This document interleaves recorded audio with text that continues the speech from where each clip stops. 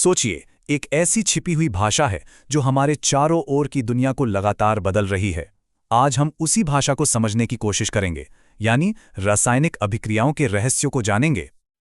अच्छा, एक बात सोचिए, लोहे में जंग लगना, जो खाना हम खाते हैं उसका पचना या फिर दूध का खट्टा हो जाना, ये सब तो रोज की बातें हैं, है ना? पर क्या कभी ये सोचा है कि इन सब में कॉमन क्या है? क्या चीज़ है जो इन सबको जोड़ती है? इन सभी प्रोसेसेस के दिल में एक ही चीज है, एक केमिकल रिएक्शन, यानी रासायनिक अभिक्रिया।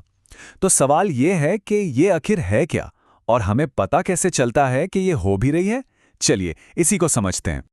अगर इसे बिल्कुल सीधे शब्दों में समझें तो एक केमिकल रिएक्शन वो प्रोसेस है जिसमें कोई एक चीज अपनी असल पहचान खोकर पूरी तरह से एक नई चीज बन जाती है। मतलब उसकी प्रकृति, उसकी पहचान, सब कुछ बदल जाता है, और यही एक असली केमिकल चेंज का साइन है। तो फिर सवाल उठता है कि हम इसे पहचानेंगे कैसे? क्या सिर्फ देखकर पता लगाया जा सकता है कि हाँ, यहाँ एक केमिकल रिएक्शन हुआ है? जवाब है हाँ, बिल्कुल। इसके कुछ बहुत ही साफ सुराग होते हैं। 4 खास इशारे हैं जिन पर ध्यान देना होता है। पहला, क्या चीज की स्टेट बदली, मतलब क्या कोई सॉलिड लिक्विड बन गया? दूसरा, क्या उसके रंग में कोई फर्क आया? तीसरा, क्या कोई गैस निकली, जैसे बुलबुले उठते हुए दिखे हों? और चौथा, क्या उसका टेम्परेचर बदला, मतलब क्या वो अचानक गर्म या ठंडा हो गया? इनमें से अगर कुछ भी हो रहा है तो समझ लीजिए कि एक केमिकल रिएक्शन चल रहा है। अच्छा, अब इन सारे बदलावों को लिखने या बताने के लिए साइंटिस्ट एक खास तरह की शॉर्टहैंड लैंग्वेज इस्तेमाल करते हैं। लंबे लंबे वाक्य लिखने के बजाय वो इक्वेशंस यानी समीकरणों का इस्तेमाल करते हैं। इसका सबसे सिंपल फॉर्म है वर्ड इक्वेशन। जैसे मान लीजिए, जब मैग्नीशियम हवा में जलता है तो हम इसे लिखेंगे मैग्नीशियम प्लस ऑक्सीजन, जो हमारे रिएक्टेंट्स हैं, और इनसे मिलकर बनता है प्रोडक्ट मैग्नीशियम ऑक्साइड। ये समझने में तो आसान है, पर लिखने में थोड़ा लंबा है। तो इसको और बेहतर और शॉर्ट करने का एक तरीका है, हम शब्दों की जगह केमिकल सिंबल्स का इस्तेमाल करते हैं। तो वही इक्वेशन अब बन जाती है Mg प्लस O2, जिससे बनता है MgO। देखिए कितना छोटा और काम का हो गया ये, है ना?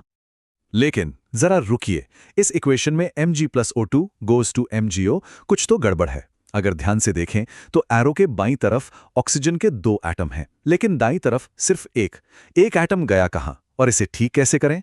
इसका जवाब यूनिवर्स के एक बहुत ही फंडामेंटल लॉ में छिपा है। और वो नियम है law of conservation of mass, यानी द्रव्यमान संरक्षण का नियम। ये लॉ कहता है कि किसी भी केमिकल रिएक्शन में आप न तो मास बना सकते हैं और न ही उसे खत्म कर सकते हैं। इसे ऐसे समझिए, जैसे लेगो ब्लॉक्स हैं। आप उन्हें तोड़कर कुछ नया तो बना सकते हैं, पर कोई भी ब्लॉक गायब नहीं हो सकता। एटम्स भी बस रीअरेंज होते हैं, गायब नहीं होते।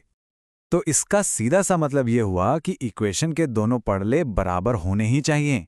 हर एलिमेंट के जितने एटम लेफ्ट साइड पर हैं, उतने ही राइट साइड पर भी होने चाहिए। एक भी एटम इधर उधर नहीं हो सकता। ठीक है, तो चलिए अब असल में करके देखते हैं कि ये काम कैसे करता है। इक्वेशंस को बैलेंस करने के इस तरीके को कहते हैं हिट एंड ट्रायल मेथड। इसमें हम सबसे छोटे होल नंबर्स से मल्टीप्लाई करके दोनों तरफ एटम्स को बराबर करने की कोशिश करते हैं। चलो एक एग्जाम्पल लेते हैं। जब लोहा यानी आयरन भाप के साथ रिएक्ट करता है तो हमारी शुरुआती कह सकते हैं स्केलेटल इक्वेशन है Fe plus H2O tends to Fe3O4 plus H2O। अब ये साफ साफ अनबैलेंस्ड है। यहां पर देखिए प्रॉब्लम एकदम साफ है। लेफ्ट साइड पर एक आयरन, राइट पर 3, लेफ्ट पर एक ऑक्सीजन, राइट पर 4, सिर्फ हाइड्रोजन ही है जो अभी बैलेंस्ड है। तो अब इसे ठीक करने का काम शुरू करते हैं। तो हम इसे स्टेप बाय स्टेप करेंगे। सबसे पहले हम सबसे कॉम्प्लेक्स कंपाउंड यानी Fe3O4 से शुरू करते हैं और उसके ऑक्सीजन को बैलेंस करते हैं। इसके लिए हम H2O के आगे 4 लगा देते हैं।